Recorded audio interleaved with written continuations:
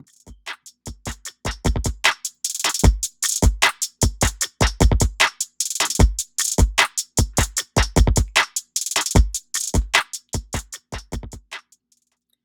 everyone, welcome to Sprinkle Some Love with a Cause by Trisha Mullen. Tonight we have Rena here. She is the founder of KM420 Radio. I'm sorry, I said FM at first. That's the okay. Stoner in me. And sorry about a moment ago, I had technical difficulties. Lord, with the new Relevnt app, I didn't realize that when you go live now and you're logged in on multiple phones, it made it go live on my other phone automatically. Oh, yeah, the feedback. Yeah, yes. The new, and it wasn't like that before.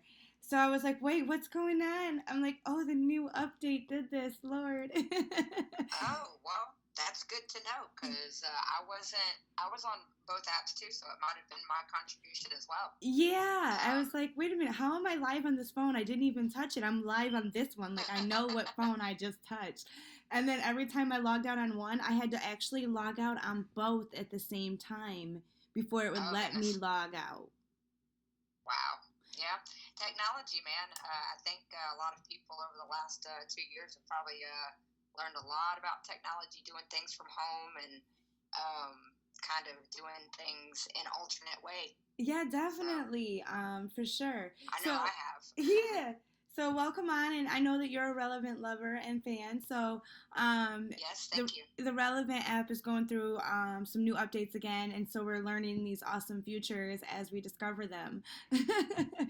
So welcome to that live. Right. That's how it works when we go live. We don't have no control over what we learn at that moment. As long as it's a learning experience, that's what makes it okay, though. It definitely is. So I just kind of wanted to let everybody know a little bit about you and your journey and your fight. So if you kind of want to start off at your first medical issue and when you first, what was your first diagnosis and how old were you, and kind of start there a little bit. Well, I think my first most significant illness was drug addiction. I was a heroin addict, and this actually plays a lot into my story. I was a drug addict for about 2.5 years. I was using a significant amount of heroin every day. It was ridiculous. In the by and by, I tried several ways to quit.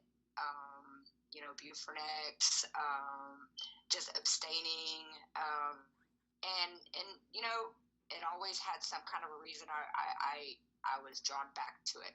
Okay. Until one day I woke up and I don't know, I just had this overwhelming urge to quit. I didn't want it anymore. I didn't want it for a long time anyways.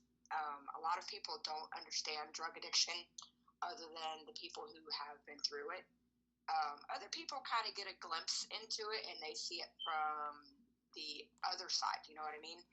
But definitely. A lot of times, especially with heroin, because the withdrawal is such a physical withdrawal, it's very hard. A lot of people don't have the time to be sick. And, over the course of getting clean and, moving on with my life, I've learned a lot of things about addiction that I didn't otherwise know. So whenever I quit, I woke up. It's been probably about 15 years ago now. I woke up and I had money to go get it. I had a way to get it. I just couldn't anymore. I just didn't want to.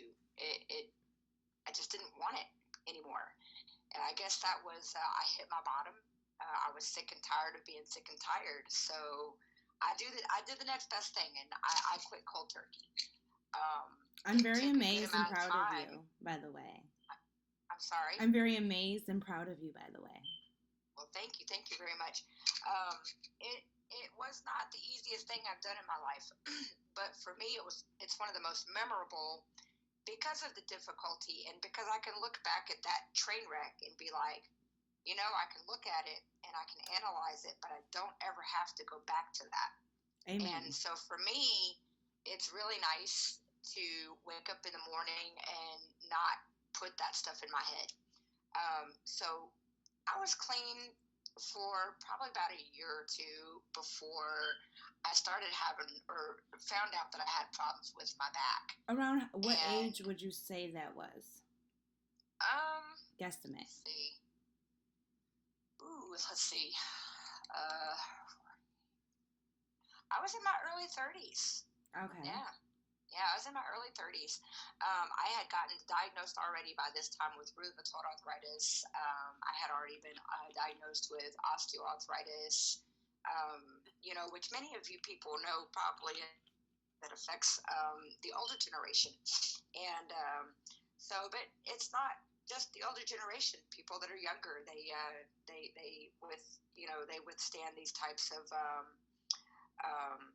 ailments as well. And so I woke up one morning. It was probably in the spring, a year and a half, maybe 2 years after I quit using heroin. And I was just getting out of bed, starting my day as usual. And I put my feet on the ground and went to stand up. And I got this shooting pain in my back.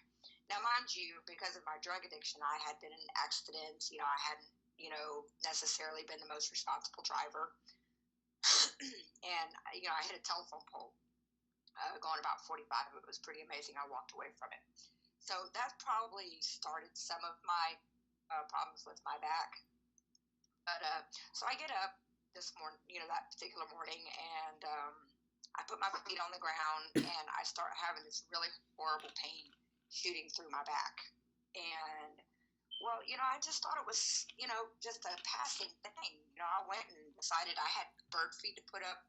I had dog food to put up, and these are like 50-pound bags of dog food, and they weren't really light. So no, I carry those now. Those are still a problem. Well, let's put it like this. They didn't get moved very far.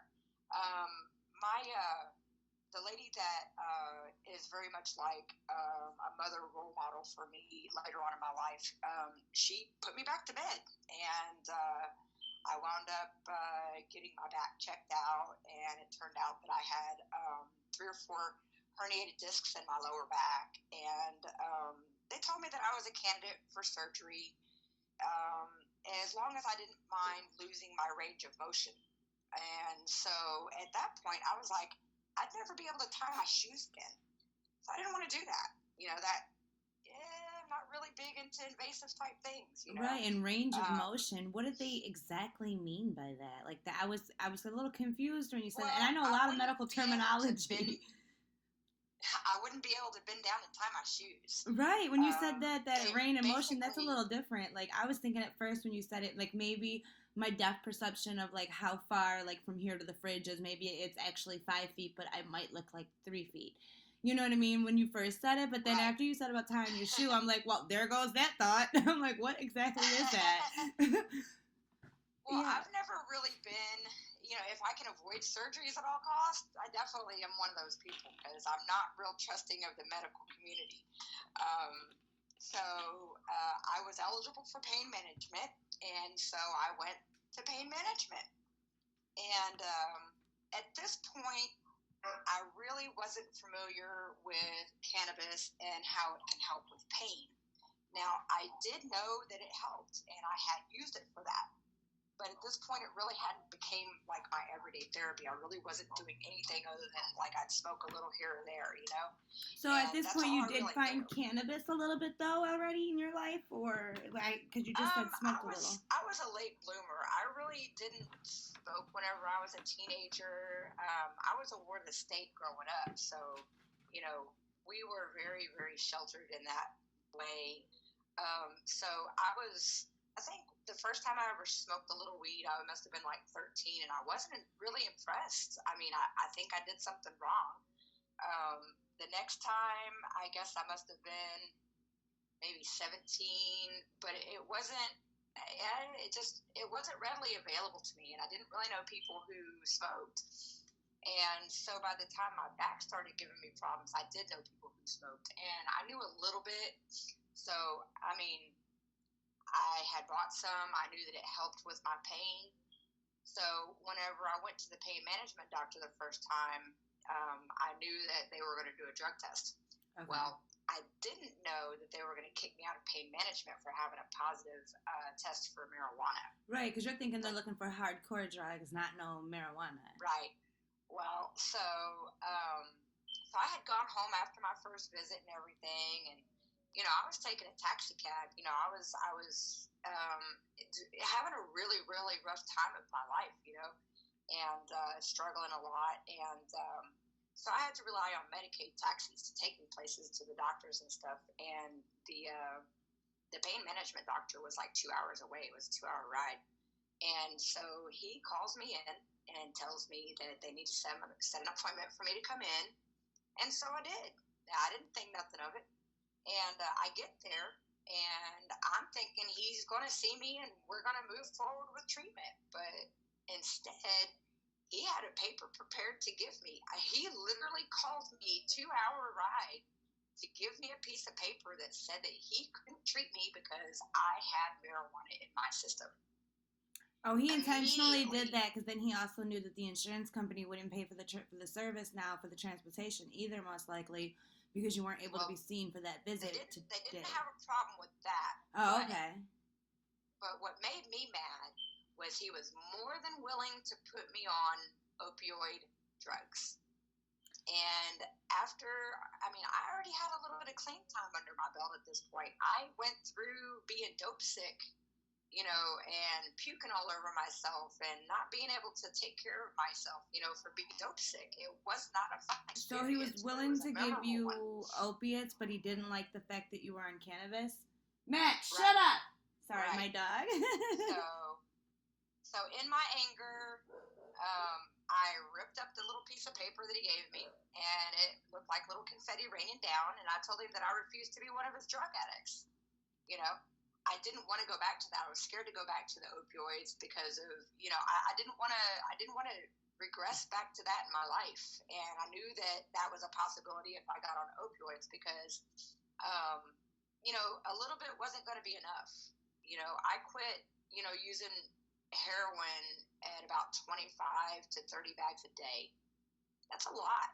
Yeah. And no amount of pills that they're going to give me is going to cover that, And, like I said, I just didn't want to go back there. I had already been there.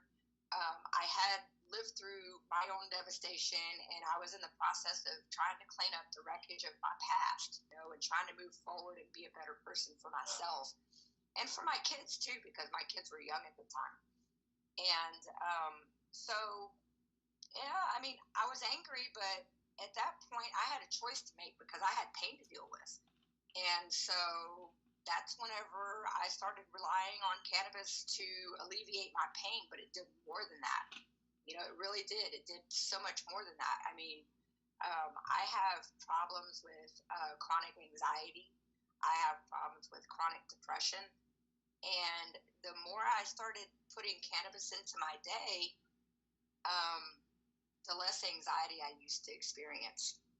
The less depression I would experience. And I could see this in myself. And it wasn't just me that could see the changes.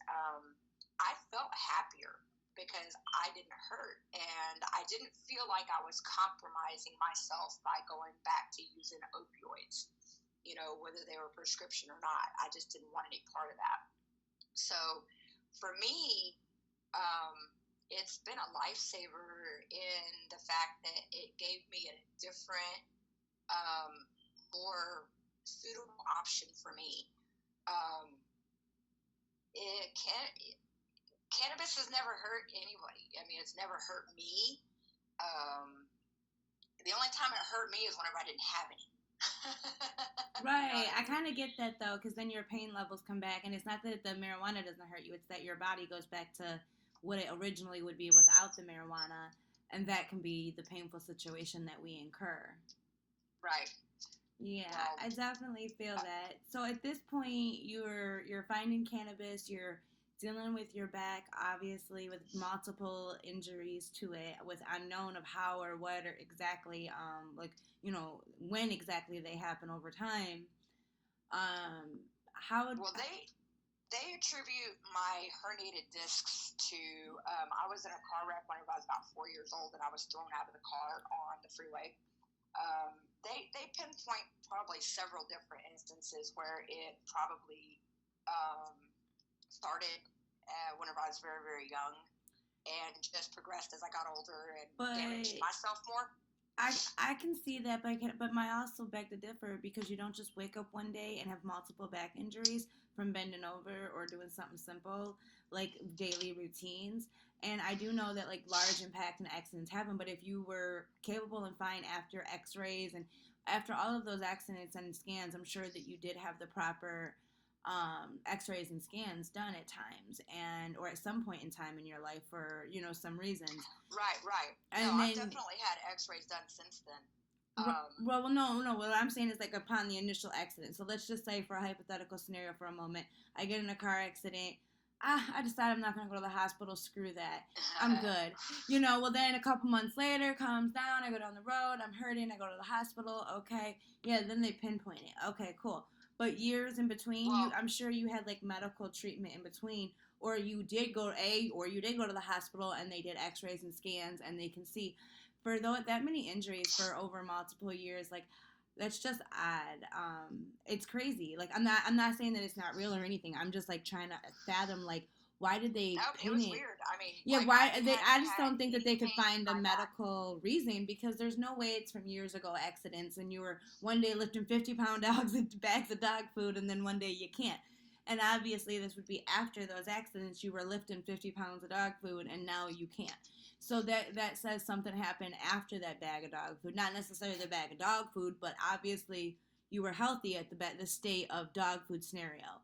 So where now, when you're waking up... That's the great thing about, years of opioid abuse. It tends to mask a lot of things too, so... Oh, true. I didn't think about that. I didn't think about it like that. True. Yeah. But did you ever?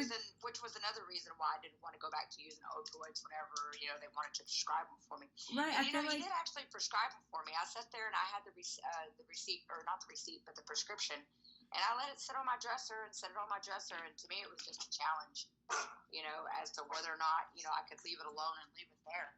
And needless to say, I did. I've never gone back to using pain medicines and different things like that. I have, over the course of my recovery, I guess,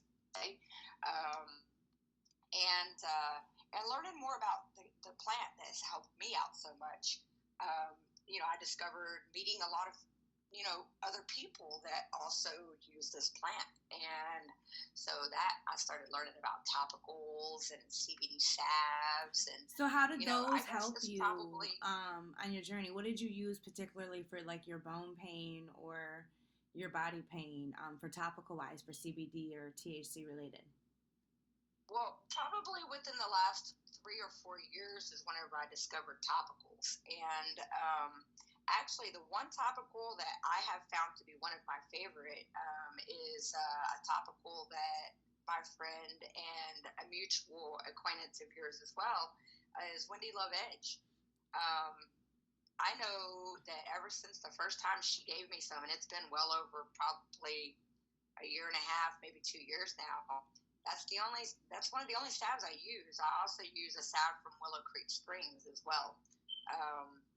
But CBD is also where it's at. CBD really actually does a lot more for my joints than THC does. THC is great, but for me medically, CBD is extremely instrumental.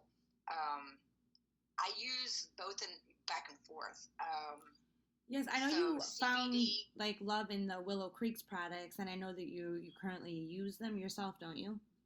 Yes, and I'm also an authorized representative. Yeah, so kind of tell people a little bit about those particular CBD benefits, like how you incorporated those into like your medical conditions. Well, I have not taken any over-the-counter or prescribed medications aside from the occasional antibiotic in probably about 12 years. So for the first part of that, it was, whole cannabis up until about 4 or 5 years ago, whenever I started branching out and learning more about other items, such as, how you were saying, the Willow Creek Springs line, they have an amazing selection of really anything that you could possibly want for your health.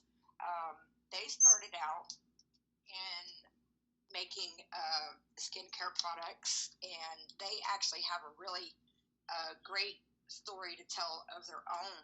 Yes, tomorrow. About how they came to evolve. Yes, tomorrow the founder will be on with us, and so tomorrow we'll be able to hear the story of how that evolved on the 420 Smoke Room. But continue. Yes. But I also wanted to put that out there before you tell it all on that part. So Willow Creek Springs actually offers a lot of different stuff, and it's all natural. Which, I mean, that's the hook, line, and sinker for me, is the all natural stuff. Because I remember in my childhood being told that everything that we needed for our ailments is in nature. And, you know, as I was younger, I found that kind of peculiar. But as I've gotten older, I've come to see that it's true. You're absolutely right. I'm so into the holistic and natural healing, and that, like, all of our medicines that we even make today that are pharmaceutical even come from plants. But they're just choosing how to use them and what form to put them in and how to mix them, which sometimes not all plants are good together. So if we can use regular house plants, wood plants, rainforest plants, and plants as a form of medicine, how does that classify marijuana, which is a plant, to be any different than any of the rest of the plants? It's kind of a race thing, I kind of feel, to, like, you know, battling of the races. Well, to me, it's even more special, because whenever you start breaking down the cannabinoids and you start knowing, you know, the benefits of each cannabinoid, you know, it's really amazing. Because, you know, I know that in my activism, I've come across a lot of people, and I've had a lot of opportunities to educate other people on the things that I've learned, and especially about the endocannabinoid system and, you know, how it creates homeostasis in your body, you know, in order to be able to help fight some of these ailments and, you know, make your mental health better. And that's really what I needed. I needed for my mental health to be better. You know, because I was in a pretty dark time of my life whenever I quit using and, you know, tried to move forward and, you know, trying to raise 2 kids. And, so I had a odd question or thought that kind of came to mind that I want to ask. But so most of opiates is a plant, and cannabis is a plant, but they actually have obviously 2 different effects, seeing that you've obviously consumed both. Obviously one's a negative effect and one's a positive effect. And then if you realize, like, the pharmaceutical company will take that opiate and mix it with several other negative things as well, which makes it super negative, which is the effect that you obviously went through. And when you break down those same things, it has all these other things in them, and they're not actually utilizing those right either. I feel like all of the opiates and all of the pharmaceutical drugs can be used in a positive way, but they're choosing not to based on the concoctions that they choose for them. Well, what comes to mind for me regarding the pharmaceutical companies is, especially opioids, is the Sackler family. And, you know, how they deceived so many people about their pharmaceuticals. And so it's things like that. And I'm not aware of that a little more. Can you elaborate a little more for people that's a first timer? See, what was going on is, so I know that you were probably aware that, you know, there is or was a huge opioid epidemic in this country. And a lot of that stemmed from pharmaceutical opioids. Correct. Right? And what was happening is the drug maker, the Sackler family, they were sending out their little representatives, and they were misrepresenting how strong the drug was to the doctors and to other people. And so what it was doing is getting a lot of people addicted. And, you know, so then whenever they couldn't get their drugs from their doctor anymore, what do? You've got a full-on, basically a heroin addiction, because there's a lot of opioids that are really only 1 or 2 ingredients off from being heroin. Correct. And that's where I was going to lead to next by part of the wrong ingredients, and, you know, how potent those plants are. And the effects are not as positive. Now, the only time that I find those to be a positive effect is okay, for instance, I was having surgery. It was a surgery I had to stay awake for. They like cut a hole in my stomach and inserted a drain while I was awake. Like, goodness. Yeah, there was several other trauma things to it. Now at that point, they actually gave me fentanyl to relieve the pain, so I wouldn't feel them cutting me open. And it's the only time I've ever had fentanyl. I've never had a street version or any other version, or just obviously from the doctor. But it did help for that situation, and it wasn't enough to get me drugged up or addicted. It was enough to help me through the surgery. Afterwards, we went back to my regular meds, which at that time I think was like a morphine, until I got out of the hospital. And then from then we went to over the counter, or then I think we went to like some pharmaceuticals, but then we winged me back down.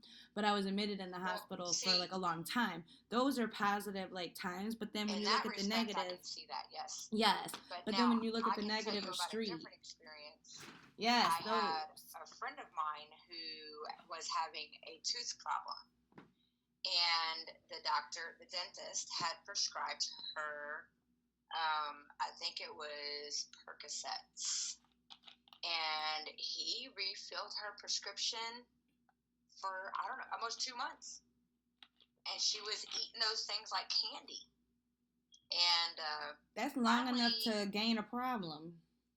Well, finally, he just cut her off. And so now she had an addiction. And so now she's going through these, withdrawals. Because the thing is, we have opioid receptors in our brains, but we also have cannabinoid receptors. Cannabinoid receptors. Yes. The way that the opioid receptors work, though, is so your body makes a certain amount of opioids. But whenever you introduce an external source of opioids, right, your brain stops producing it at the level that it would normally produce it, and the external kind of takes over and replaces that. So the more you take an external opioid, the less your body makes naturally. So then when you quit taking that external opioid, your body's like, whoa, what the hell? Where's my stuff? And it's not actually capable of making that same amount that it would normally need to make for you to be okay. It's like you fried it. Right. Well, it takes time. And that's why, with especially heroin, it takes time. You go through the biggest brunt of dope sickness when you first quit using, and you will experience that for a couple of weeks, maybe a little more depending on the person, but your body doesn't fully recover from that for a long time, a year, 2 years afterwards, because your body's trying to play catch up. Your body's trying to produce this opioid that it needs, and it just takes time. It takes time, it doesn't just turn on and off like that to where, oh, well, suddenly I'm getting it from the outside and I'm just going to turn it off here, and whenever they're done, they're going to turn it back on and it's going to be at the same level. It doesn't work that way. No, not at all. You got to have balance within it, and it takes time to recalibrate and reset, and just like any medication, it takes time to get out of your system. It takes time for your system to reboot the same effect, but just kind of like a reversal. That's also why it's easier to overdose on opioids than it is. You can't overdose on cannabis, because the area of the brain that has the cannabinoid receptors, there's not enough receptors there to overdose. However, on the opioids, there is a plentiful amount. And basically what an overdose is, for those of you guys that don't know, an overdose is basically your body forgets to breathe. It forgets to breathe, So that was scary to me. I never want to go back to that. And, so I always encourage anyone who has a drug addiction that they're trying to shrug off, for the lack of a better way to put it, get some cannabis in your life. It sure would. I didn't try it this way, but, I just know that with everything else that it's done for my body, that it would have probably at least eased a lot of the withdrawal symptoms. And I wish I would have known then, but I moved past it, and now I'm in a position to where I can share my story. Because there was a lot of times I was very, after I quit, I was very ashamed that I had been a drug addict. And, I didn't want the judgment that came surrounding that. And thankfully in the cannabis community, I've not gotten any of that judgment. No, and never be afraid of the path you walked. It made you who you are, and everybody has a journey that they've walked that they all have an opinion on. Like, everybody is more of their biggest self-critic per se than other people at times, which we don't realize that because we're always worried of what others think. But so many people think things of their own self that, there's just, honestly, I just let go of it all and I just start focusing on myself. And I don't care what people think. I'm just going to do this, this, and this and become better at this, this, and this. And, oh, well. Like, people's opinions don't pay no bills. Well, it's taken a little while to get there, and it's taken some time for me to be, and I've told my story a few times, and I don't avoid telling it. You know what I mean? Yes. If the situation is appropriate and the knowledge is something that's wanted, I'm always willing to share my story, because if it can help somebody else, what I've already been through, then that makes me feel like, I've contributed to helping someone else. And whenever it comes to people's health, especially regarding cannabis, cannabis was never banned because it was bad for somebody's health. Nope, not at all. I haven't seen any negative reviews on that aspect. Not at all. It was totally and completely banned because of money and because of greed. And, there's so many people that could benefit from having it, in their daily diet. I wouldn't change having it in my day. I think that we are all inherently working with a cannabinoid deficiency, and we are not a healthy people unless we are partaking of cannabinoids. It brings homeostasis to the body. I can't complain about any ailments that I have today. Do I feel sore sometimes? Sure. Do I feel down sometimes? Sure. I hesitate to call cannabis the cure-all to so much, but damn, it has though. It definitely has, and it also has a Band-Aid to a lot of things. So not necessarily on all aspects does it cure, but it will help you through the situation, which most of the time is what the pharmaceutical company is actually trying to do anyways. For most of the diseases that I have, there isn't even a cure. There's a Band-Aid option, or medications that we use to get through it, or medications we use to try to balance numbers or levels for, ups or downs. But it's all about self-managing and managing all of these numbers, not actually working our way towards a cure or helping. It's more or less of adding multiple pills, which is back to your original story where when you went in, they wanted to push you back onto pharmaceutical meds and onto opiates versus continuing on you on cannabis. They're helping to figure out what the problem is. And if you're not going to take the opiates, then we really can't help you figure out the problem, because you don't want to get help. The only help there is A, opiates, or B, surgery, and you don't want both. So what do you really want me to do for you, ma'am? What are you trying to say? I'm trying to say I want a holistic way of healing, and those are not it. So that really angers me that the doctors do that. I kind of wanted to get into next. I know that you had spoke about some cervical cancer and stuff. Can we kind of touch bases on a little bit of how did that work for you, and maybe what was your experience with that? Well, thankfully for me, my cervical cancer was found relatively early. So it wasn't a huge cancer battle fight or anything like that. It really was just something that it had been a while. I don't like doctors. Let's just put that out there. I don't like doctors very much. I have a lot of distrust in the medical community. But, sometimes you got to go get checked up. So, I took myself over to, the gynecological doctor and got my checkup. It had been a while. And at that point, they found pre-cancer progressing to stage 1. And so they immediately got me in, and we did the LEAP procedure, and I'm sure they probably took most of my cervix. Oh, yeah, I've had those, the LEAP procedures. Those suck. Yeah, it sucks, doesn't it? Yeah. It's really not it's a great procedure for what it is, but it's definitely not fun. And for probably about 2 months afterwards, I had a huge amount of like fatigue pain, like all around my hips. And I'll tell you something, I'm glad we found it early. I'm glad it didn't progress into something more. But I'm also glad that I had natural herbs to make it not hurt. And that's solely what got me through dealing with the pain there is cannabis. I didn't take any pharmaceuticals afterwards. Excuse me. And they put me under and everything. And they sent me home with pain pills. And I didn't take any of them. And I smoked. And, I'll be honest, girl, I've had 3 of those LEAP procedures because your cervix does grow back after them. And they are quite shitty, and I've done 2 of them with no pain meds.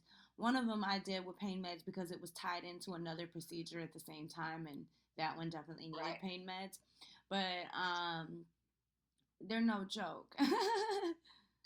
Well, what led me into full activism, obviously, is a lot of experiences that I saw through myself and my own experiences, but also having these new friends that, some of them just smoke because they wanted to smoke, but then you start, talking to people and you start learning, there's more to this plant than just what you think, and, I always, a lot of my friends, they were always called, in a derogatory way, oh, you're just a stoner, you don't know nothing. And, I really hate the stigma that comes around with people that, partake of cannabis, that, we're not as smart, that we're dumb. And so I wanted to take time in my life, and I was going through, yet again, another life-changing experience in my life. I had moved from New Jersey back down to Texas it's gone on almost 5 years now. And I was newly single. And so I wanted to do something that would make a difference. And so I was cruising Facebook one night, and I was feeling really depressed, and I needed something. I just didn't know what I needed. I needed some kind of way to help somebody, and something that would make me feel like I was doing something good for other people and sharing my experiences with cannabis.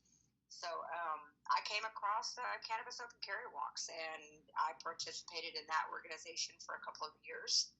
And in that, I started up with Mountain High Radio in Colorado, and did that for a period of time. And then I ventured into my own, and then I took a partner, the lovely, beautiful Miss Fair 420, and we created KM420 Radio together. And so, this is kind of a little bit more off the topic of medical, just solely medical. But I wanted to create a space where I could talk about cannabis to people, and I didn't have to worry about Facebook censorship, Facebook jail, because let's face it, if you've been in the cannabis industry or you've talked about cannabis on any social media platform, you've been to Facebook jail at least once. I just got out 90 days. Yeah, so it feels good to be free. And this is how ridiculous the censorship is. They reached back on one of my pages almost 2.5 years ago and gave me a ban and saying that it was actually promoting drug activity, but the post was about terpenes. Terpenes is literally everything that exists that you can smell. It's not a drug. Well, from my understanding, the big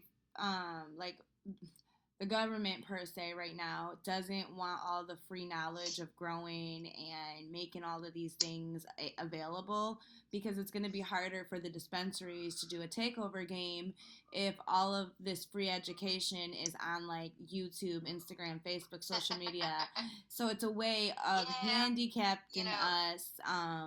I go to Facebook jail for saying 420, and my Facebook group is 420 Smoke Room. So if I put the letters 420 and I don't space them out or add like some form of code in between them or put it all as one word, like how your radio station is one word with the 420 and it's merged in, then I go to jail for saying 420 every time. And sometimes I'll copy and paste like something and I'll go to share it and I'll forget on that platform I have to delete it. That's why I love Relevnt so much, because it's like I don't have to worry about any of that, and Relevnt is just, I can go live and I'm going to worry about it cutting me off in the middle because of something I said or the radio or the music or, you know, there's a million reasons. Platform. Right, so I definitely love. Which is why we went ahead and formed KM420 Radio, again, to give that uncensored platform. And, you know, one of my other favorite things is music. You know, music can do so much for your well-being. Music can make a bad day good, and I wanted to take and incorporate that into you know, cannabis education. And you know, one of the things that I noticed that they don't play on the FM stations really is cannabis-inspired music. So I wanted to put that in there, and indie artists, you know, people that don't have, you know, the mainstream audience. I wanted to be able to, you know, put them in there and kind of, you know, all work hand in hand together to, you know, create a dynamic of, so you can come in here and listen to good music. You don't have to worry about listening to politics or what's going on over in Russia or, you know, or COVID or whatever, any numerous amounts of things that are happening in our world today. You won't find any of that talked about on my radio station, because I like for it to be me, Farah. Let me also introduce to you guys the rest of my team as well. And they're obviously not live with me, but I want to recognize them as well. Is Candace Dyer and Brandy Patrice. And I also wanted to welcome our newest member, which we're welcoming today. And so Trish, she is also now a part of KM420 Radio as well. Yes, so, welcome. Thank you so much. I'm so excited. I haven't launched it yet, but I stay tuned though. There'll be a post coming soon and all of that good stuff. I'm really excited about joining the team and being able to have this opportunity to, you know, to contribute. Well, we're happy to have you. And, you know, again, it just goes and having the same like-minded thinking and providing, you know, a place for people to go and get that gentle reminder that, you know, cannabis is not a bad thing. And to play and hear music and to be able to, you know, broadcast other people's, you know, podcasts that they've got going on, because it's valuable information, you know, and we do a variety of them. And of course, we're still growing, and that's an always constant thing. We always want to grow forward. You know, we always want to be able to provide something better, you know, better content, more information about cannabis, you know, mostly that's what it revolves around.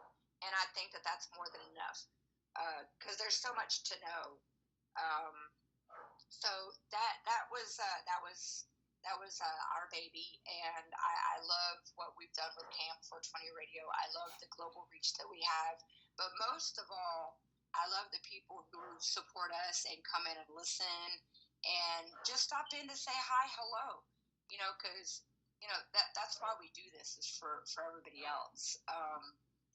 You know, Relevnt has given us a great platform. Well, so I don't want to forget to mention that Relevnt also sponsors KM420 Radio as well. We like their platform also because it provides a really awesome place to interview just like this. That's for one.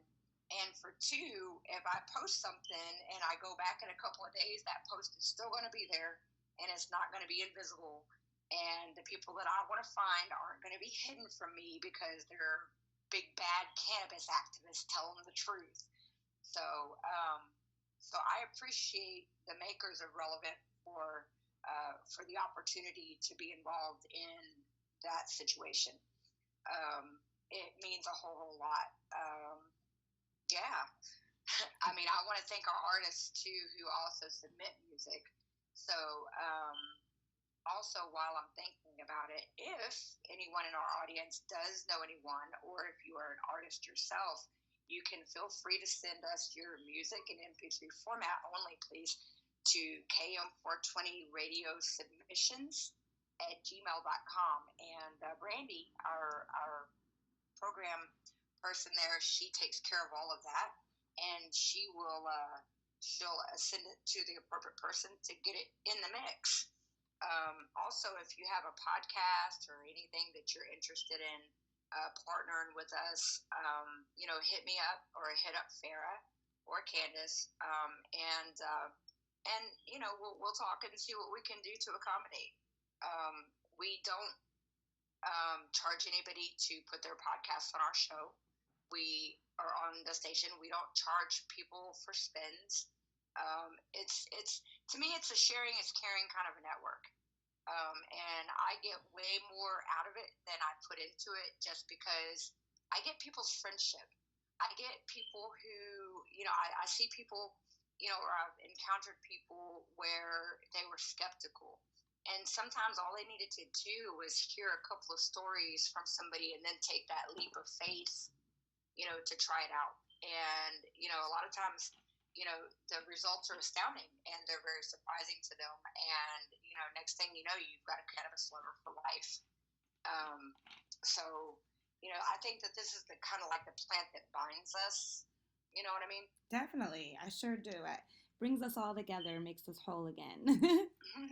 For sure. Most certainly. So I got a question. If you could give a thank you out to your support system who's been there for you medically, who would that be and what would you say? Well, I can't say.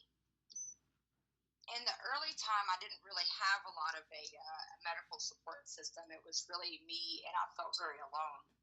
But now that I've been in the cannabis industry for a while, honestly, I'd have to say that my biggest supporter is my radio wife, and that's Farah. And she's good for my mental health because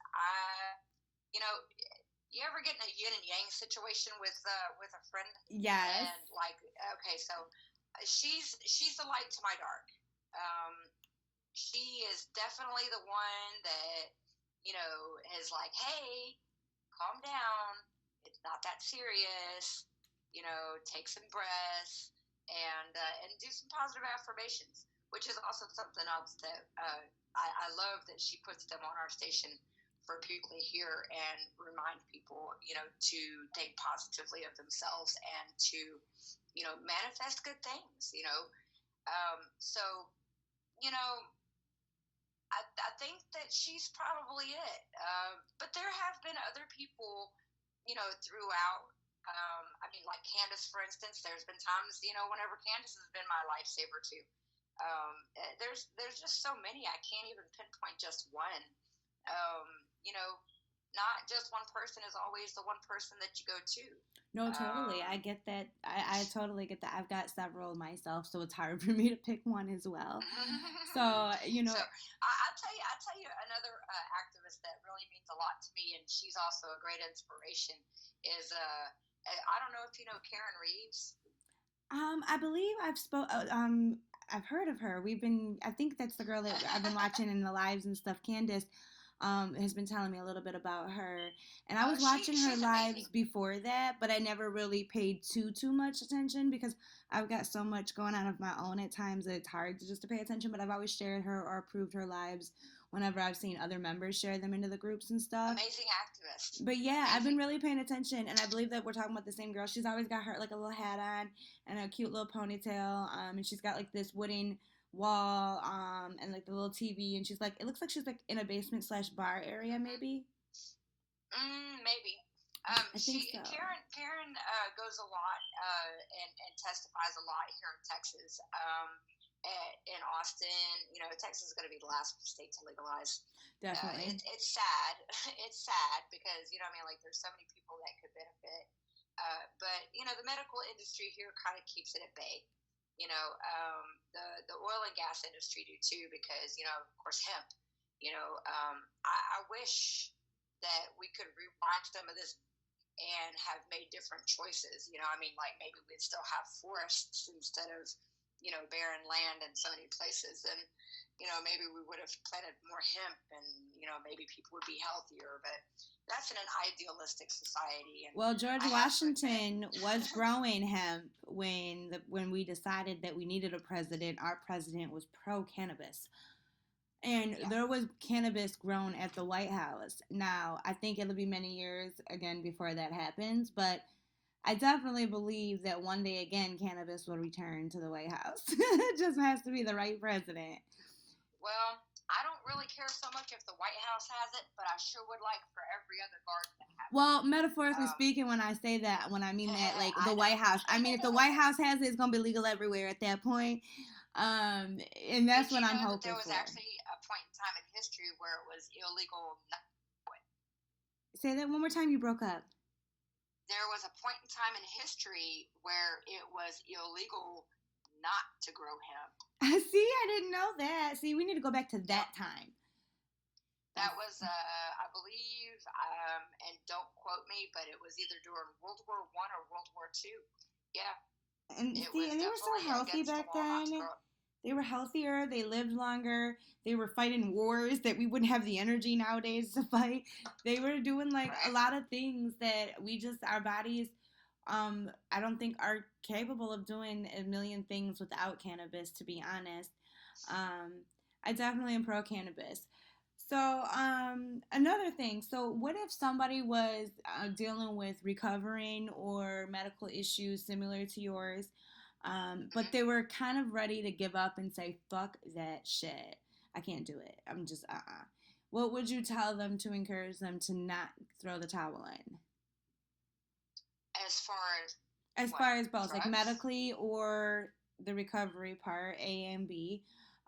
Mostly medically because that's kind of what this is, but the recovery part I think is very important because a lot of people on the road to recovery find a moment or a crossroad, like a point where they're like, I don't think I can do this anymore, or everything that I planned isn't going the right way. Like, I'm never going to be successful. For me, and I have been in situations like this. I actually do talk to, I reach out to a lot of addicts. I'm aware that I'm kind of an oddity, that there's not a whole lot of people that quit cold turkey. For me, I have to bang my head against the wall for me to do things the right way. So that's how I did it.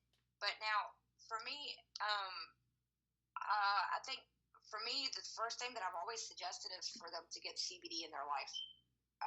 And the biggest reason why is because, again, it goes back to this homeostasis. So if you have balance, CBD is good for your mental health. It's good for depression. It's good for inflammation.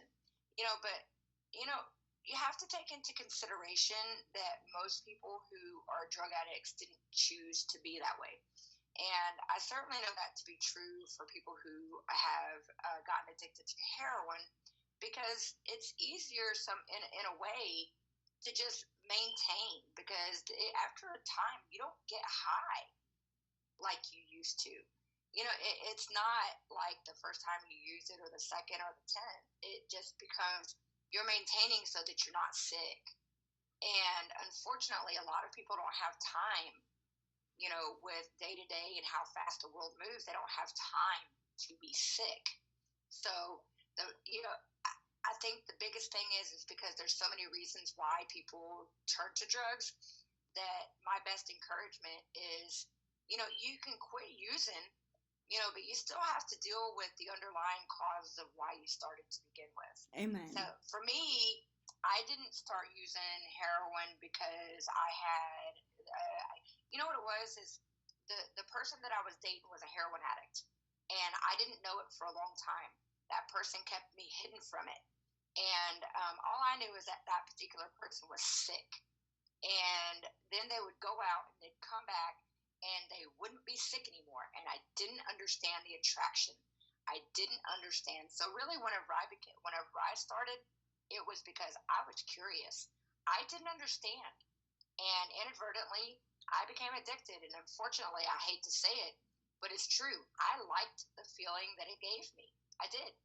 And but then after a while, it becomes more of a burden than what it's worth. You're pissing off your money.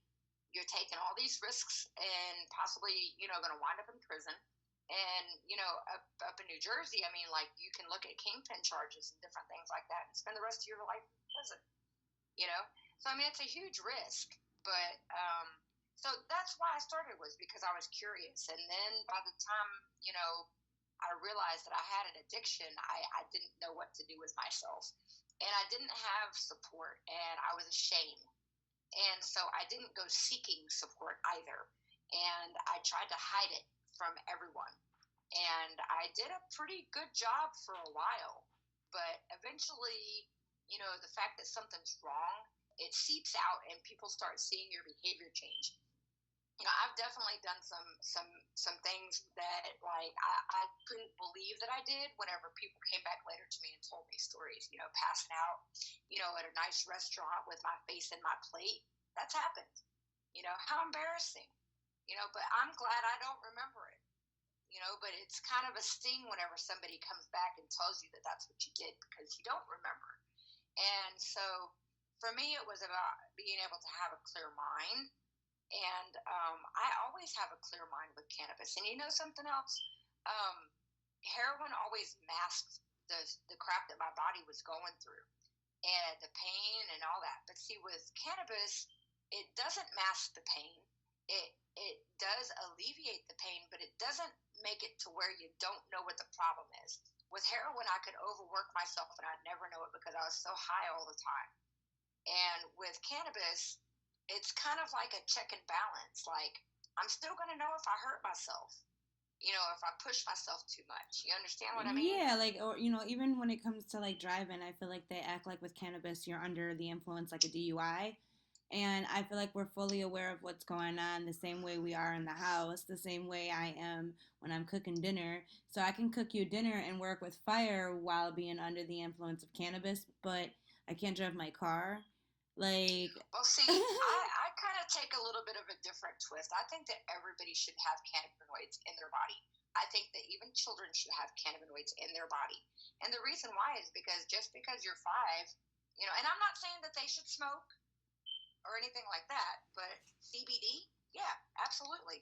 And the reason why is because obviously it's important because, whenever a mother is getting ready to give birth to their baby, and they're going to breastfeed, and their mammary glands are, producing the milk for the baby. There's cannabinoids in that breast milk. And it's what gives the baby the bonding and suckling sensation to eat. Kind of like how we experience the munchies. Oh, I see what you're saying. I comprehend. So it's naturally made in the breast milk. So whenever you're feeding baby, you're giving the baby cannabinoids. So, I mean, to me, it's an essential part of what life is supposed to be. And if we were receiving, CBD, cannabinoids, and, these other cannabinoids that, come with, feeding livestock, hemp foods instead of the garbage that they get now, if we were feeding our dogs, hemp-derived, dog food, they would be healthier. And then the meats that we eat later on, that are processed, they're going to be healthier too because they got a healthier diet. I agree with that part. And as far as like all the hormones that we're feeding them now, I would rather replace those hormones with cannabinoids for sure. Mm-hmm. But at this point, we've been running for about an hour now almost. So I think we should probably wrap it up and definitely get people to tune in to the radio station where we'll be in the future. And if you want to tell them real quick the .com for KF. For sure. So I don't have all of my social media gathered together to tell y'all guys what all. I'll be including links though. If you look up under KM420 Radio, you will find us all. Yes, and I'll be including links for those of you interested in the bios. I don't know which platform you'll be watching this on, but like iHeartRadio, Spotify, Pandora, Alexa, TuneIn, and the long list that goes on and on. It'll be included in there. And then once we're done live here on Relevnt, I'll also include the links here or a link to the YouTube that will have the link because it'll also be on the YouTube channel. Yeah, we're on YouTube, Instagram, Steemit, Discord. If you just Google KM420 Radio, you'll find us. But our actual website address for the radio station that we broadcast, the main is www.mixlr, that's mixlr.com/KM420-radio. Or you can also check us out on our other website, which is www.KM420Radio.com. And, of course, we take requests. And so, make sure to come in and chat, follow us, and see what we're all about. And stop in and say hello. I'm really excited to see you guys continue to grow and to add some more artists to the portfolio and to launch my channels on the portfolio. Stay tuned for Sprinkles for Some Love with a Cause. Will be on Tuesdays. I don't know the exact time yet on Tuesdays, and I know on Thursdays will be the 420 Smoke Room on right. Did we settle station. Tuesdays at 6, wasn't it? Yep, I believe so. And then for Thursdays is at 420 for the 420 Smoke Room. So that's really awesome. I'm excited for that to launch. And then tomorrow... Like I said, again, welcome to the team. And, Trish, I really want to tell you how much I appreciate you having me on. Oh, it's okay. I love having you on. You're awesome. I love your vibe. I think that we connect well, and I look forward to working together. And I look forward to doing a follow-up with you and just checking in and seeing how everything's going for you medically and cannabis-related. For sure. Always on the cannabis. Anytime. So, all right, well, I appreciate everyone tuning in for today, and everyone have a good night and enjoy yourself. Until then, thanks for joining Sprinkle Some Love with a Cause. Bye. Bye-bye, everybody. Happy Weeds Day.